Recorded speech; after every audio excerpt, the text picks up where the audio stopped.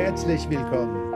All right, this is my third video about the ups and downs, the interesting vocabulary that you need to learn as part of being a Latter-day Saint missionary speaking German. If you've been a member of the church any length of time, you realize it's its own language unto itself. So let's get started.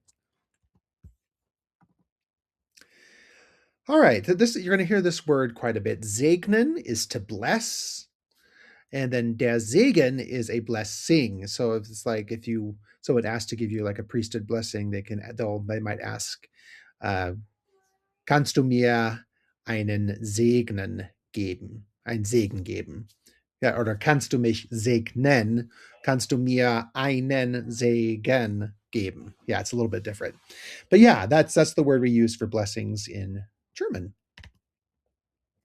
This is a nice, easy one. Das Fasten is fasting, and then Fasten is to fast. Fastensonntag, you might even hear, Fast Sunday. This is another easy one. Der Tempel. But notice that the E and the L are flipped. So don't spell it like you do in English, but it sounds der Tempel. And then if you want a temple recommend, that is your Tempelschein.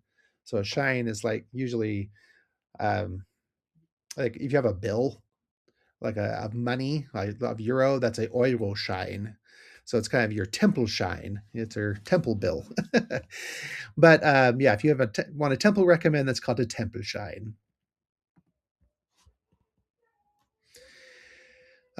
Speaking of the temple, might talk about die Taufe für die Toten, baptisms for the dead. Some endowment, they might sometimes call it an Endowmentssitzung or das Endowment. So sometimes these English borrowings show up in member speech, but usage is going to vary. Also in the temple, you're going to hear about the Siegelung. A Siegelung is a sealing. So yeah, that's another thing you're going to hear about when people get married, die Siegelung.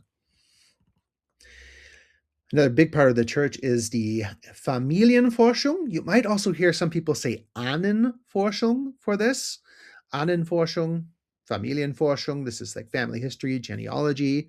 And then die Vorfahre or die Vorfahren are your ancestors. So the male is der Vorfahre, and then die Vorfahren is a female ancestor. So then another big part of the church. And a lot of Germans are interested in genealogy who are not members of the church. That's a very common pastime there in Germany anyway. So a lot of people get interested in the church because they visit family history centers and they start by looking up their ancestors. It's pretty neat. Dienen is to serve. So, like you said, you could say, Ich diene als Missionar. I'm serving as a missionary. Or dient als Bischof. He's serving as bishop.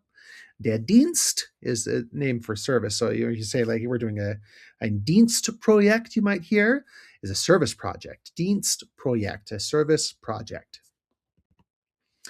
Der Nächste, this is what we use when we talk about your neighbor, like in a gospel sense. Der Nächste, your fellow people. And then Nächstenliebe is what we use for charity, like loving your neighbor. Literally, Nächstenliebe, loving your neighbor, is the word that they use in German for charity, meaning the pure love of Christ.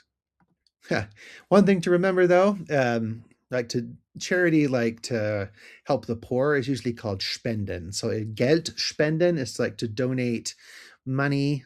If you pay your tithing, that's your Zehnte. Yeah, that could be seen as Geld spenden, but we don't say. So Nächstenliebe is just charity in the scriptural sense. We're talking about like faith, hope, and charity. Glauben, Hoffnung, Nächstenliebe are the three virtues or Tugende. There's so many. I'll probably make more of these as I think of more gospel vocabulary. And let me know in the comments if there's words that you'd like to know, and I will add them to my next video. Okay, bis nächstes Mal. Tschüss.